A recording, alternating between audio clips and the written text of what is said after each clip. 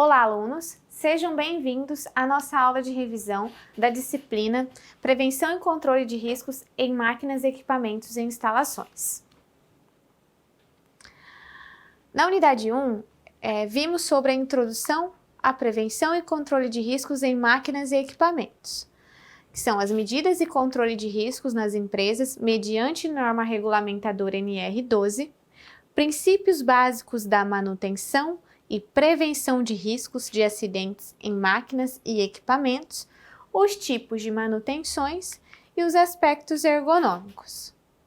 Sobre as medidas de controle de riscos nas empresas, mediante a norma regulamentadora NR12, entendemos que as formas de proteção em máquinas, equipamentos e instalações servem para eliminar, neutralizar e reduzir acidentes de trabalho ou doenças ocupacionais.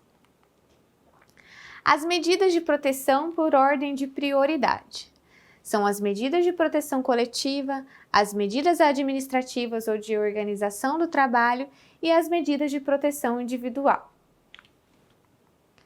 As prevenções de riscos de acidentes, dispositivos de segurança, são os sensores, as válvulas e os blocos de segurança para sistemas pneumáticos, dispositivos mecânicos e dispositivos de validação. Os tipos de manutenção: corretiva, preventiva, preditiva, produtiva total ou TPM, centrada na confiabilidade, MCC, corretiva, planejada e não planejada. Nas nossas outras aulas, nós vimos o que significa cada uma. Quanto aos aspectos ergonômicos, vimos que, conforme a NR17 Ergonomia, os postos de trabalho destinados a manuseio de materiais em máquinas e equipamentos devem possuir altura adequada, ter posição adequada que garanta a postura e a boa visualização e movimentação da operação. Já na unidade 2, nós estudamos sobre os controles de riscos, prevenção de acidentes no ambiente ocupacionais. Vimos sobre riscos ocupacionais, riscos industriais, medidas de proteção no trabalho, mapa de risco e classificação dos riscos por cores. Os 5 tipos de riscos ocupacionais mais populares conforme a NR1: riscos físicos, riscos químicos, riscos biológicos, os riscos de acidentes ou mecânicos e os riscos ergonômicos. Nas nossas outras aulas, nós vimos um pouco sobre cada risco. No chão de fábrica, há o arranjo físico e instalações que se tratam do projeto de instalações das máquinas, equipamentos, desde a sua fabricação, importação, comercialização e exposição.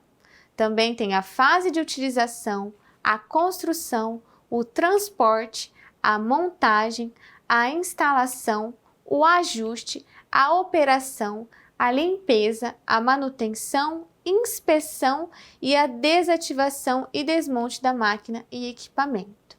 Então, tudo isso se trata do arranjo físico no chão de fábrica. As máquinas e os equipamentos devem ser instalados em espaços físicos adequados que favoreçam as condições de segurança. Exemplo: os pisos, que devem ser mantidos limpos e livres de objetos, a localização, que deve ter uma distância mínima entre as máquinas, e as áreas de circulação, que deve ter o espaço adequado, demarcado e desobstruído, sem nenhum objeto obstruindo o caminho. As medidas de proteções administrativas. Vimos sobre as ordens de serviço, pareceres e instruções técnicas implantadas pelo SESMIT, restrições impostas pelo empregador na entrada e saída de locais de riscos, procedimentos de trabalho e execução de serviços, proibição de entrada em espaços confinados, conceitos de segurança e saúde do trabalho. Medidas de proteção sobre equipamentos de proteção coletiva ou EPC. São eles: os exaustores de cozinhas industriais, redes de proteção, projeto de enclausuramento acústico de um compressor a fim de evitar ruído, proteção de partes móveis de máquinas e equipamentos e as grades de proteção contra quedas de materiais. Sobre os equipamentos de proteção individual, nós vimos sobre EPIs para proteção de cabeça, que são os capacetes ou capuz, EPIs para proteção dos olhos e da face, que são os óculos e as máscaras de solda, EPIs para proteção auditiva, que são os protetores auriculares, que podem ser os protetores auriculares de inserção ou os abafadores, EPIs para proteção respiratória, que são as máscaras, EPIs para proteção do tronco, vestimentas e colete à prova de balas, EPIs para proteção dos membros superiores, que são para mãos, luvas, mangas, braçadeiras e dedeiras, EPIs para proteção de membros inferiores, que são os calçados de segurança, as perneiras e calças. O último assunto abordado na unidade 2 diz respeito ao mapa de risco, que é uma representação gráfica de um conjunto de fatores presentes nos locais de trabalho, classificados por cores, e cada cor representa um grau de risco. A classificação dos riscos. Nós vimos sobre riscos físicos, riscos químicos, riscos biológicos, riscos ergonômicos e os riscos de acidentes. Entrando na unidade 3, nós vimos sobre prevenção e controle de riscos em instalações elétricas. A NR10, seguranças em instalações em serviços e eletricidade, análise de riscos em instalações elétricas, procedimentos técnicos e procedimentos da área de elétrica. A norma regulamentadora NR10 aborda os parâmetros básicos para a implementação de medidas de controle e de sistemas preventivos, destinados a garantir a segurança e saúde dos trabalhadores que se envolvem, direta ou indiretamente, em instalações elétricas e serviços com eletricidade. Existem algumas medidas de controle de risco elétrico que são grandes aliados na proteção de profissionais que interagem com a eletricidade, como já vimos, o aterramento elétrico, em que a corrente elétrica irá desviar diretamente para a terra, o aterramento funcional, que garante o bom funcionamento do sistema elétrico, normalmente o neutro na entrada de energia é aterrado, o aterramento de proteção, esse aterramento visa a proteção contra choques elétricos, e o aterramento temporário, que consiste em um sistema complementar, sendo composto por um kit de grampos, condutores e conectores especialmente projetados para isso. Vimos também sobre os procedimentos técnicos. Para o procedimento básico de desenergização de circuitos elétricos, como sinalizar o local, verificar os EPIs e EPCs, retirar toda a carga do circuito a ser manobrado, interromper a alimentação e pedir o bloqueio do religamento automático. Já no procedimento básico energizado, reenergização dos circuitos elétricos, temos a remoção dos equipamentos, ferramentas e utensílios utilizados para a execução do serviço na área de trabalho, remoção da zona de trabalho, os colaboradores não envolvidos no processo de energização a uma distância mínima de 2 metros. Aí a remoção da sinalização utilizada, aterramento temporário e bloqueio conforme o procedimento específico, verificar com o multímetro a continuidade entre as fases. Entre as fases e terra, não deve haver a continuidade. Caso haja, procurar desligar a chave do equipamento. A chave só pode ser energizada com o circuito aberto e, por fim, realizar a reenergização do circuito ou trecho, restabelecendo a condição de funcionamento das instalações. Em relação aos EPIs necessários, para a realização desses dois procedimentos, são necessários os sapatos de segurança, o protetor auricular, o capacete de proteção com jugular, óculos de segurança, vestimenta contra efeito de arco elétrico, luva de borracha isolante com a de vaqueta. Vale ressaltar que os equipamentos de proteção coletiva são os tapetes isolantes e o aterramento temporário.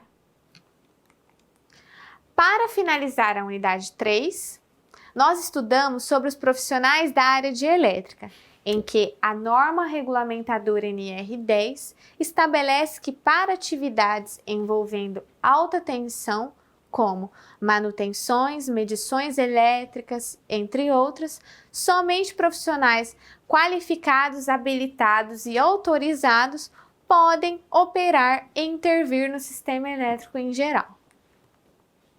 Segundo a NR10, o profissional habilitado é aquele qualificado e com registro no competente conselho de classe CREA. Já os profissionais qualificados são aqueles com conhecimento técnico ou experiência tal que lhes permite evitar os perigos da eletricidade, e ressalva que, neste caso, são os engenheiros e os técnicos. E os profissionais capacitados são aqueles que se tornaram aptos ao exercício de atividades específicas mediante a aquisição de conhecimentos e desenvolvimento de habilidades, apesar de não ter frequentado os cursos regulares e possuir reconhecimento pelo Sistema Oficial de Ensino. Alguns exemplos dos cursos de capacitação: eletricista montador, eletricidade básica, eletricista de manutenção, eletricista industrial, controlador lógico programável, eletropneumática, instalações industrial e automação industrial. E por último, temos o profissional autorizado, sendo aquele que possui uma autorização formal da empresa para exercer as atividades com eletricidade, e a mesma deve ser compatível com a descrição do cargo do funcionário para evitar desvio de função, conforme descrições da norma regulamentadora NR10. Chegamos na unidade 4 e vimos sobre os equipamentos de processos industriais, área de utilidades e equipamentos de proteção coletiva e individual. Nela vimos introduções sobre os equipamentos de proteção individual EPI, proteções de máquinas e equipamentos, cor, sinalização e rotulagem, e sistemas e equipamentos de proteção coletiva e individual para a execução do trabalho. Sobre os EPIs, que são os equipamentos de proteção individual, das responsabilidades do Ministério do Trabalho e Emprego quanto ao EPI. Então, quanto ao EPI, é da responsabilidade do Ministério do Trabalho e Emprego cadastrar o fabricante ou importador do EPI, receber e examinar a documentação para emitir ou renovar o CA do EPI e estabelecer, quando necessário, os regulamentos técnicos para ensaio de EPI e emitir e renovar o CA e o cadastro. Então, esses requisitos são de responsabilidade do Ministério do Trabalho e Emprego. Fiscalizar também a qualidade do EPI, suspender o cadastramento da empresa fabricante ou importadora e cancelar o CA. Quanto à classificação dos EPIs, nós vimos sobre os EPIs para proteção de cabeça, sobre os EPIs para proteção dos olhos e da face, os EPIs de proteção facial, máscara de solda, EPI para proteção auditiva, EPI de proteção respiratória, EPI para proteção de tronco. Também vimos sobre os EPIs de proteção dos membros superiores, os EPIs para proteção de membros inferiores, EPI para proteção de corpo inteiro e EPI para proteção contra quedas com diferença de nível, cinto de segurança. Proteções em máquinas e equipamentos. Aqui nesta imagem podemos ver as proteções fixas. Quais são as proteções fixas? São essas grades que temos instaladas. Proteções em máquinas e equipamentos. Aqui podemos ver uma máquina em que ela está em funcionamento, onde tem essa proteção na frente dela, que ela poderá ser aberta. Então, é uma proteção móvel. Então, enquanto a máquina está em funcionamento, essa proteção tem que estar fechada. Dispositivos de segurança. Reduzem os riscos de acidentes. Comandos elétricos ou interfaces de segurança. Dispositivos de intertravamento. Sensores de segurança. Válvulas e blocos de segurança ou sistemas pneumáticos e hidráulicos. Dispositivos mecânicos e dispositivos de validação. Vimos também sobre a cor, sinalização e rotulagem, conforme a NR26, que é de fácil compreensão, destaque na máquina, localização claramente visível, contém a utilização de cores, símbolos, inscrições, sinais luminosos ou sonoros, entre outras formas de comunicação de mesma eficácia e compreensão. A norma técnica que indica o padrão de cores para a sinalização de segurança é a NBR 7195. Assim, as cores referidas na NR26 são: vermelho, equipamentos de combate e proteção contra incêndios, paradas e proibições, como eu dei um exemplo para vocês nas outras aulas, que um exemplo desses equipamentos de combate e proteção de incêndios são os extintores. Laranja, alerta de perigo em partes móveis de máquinas e equipamentos. Amarelo, aviso de cuidado, atenção e advertências.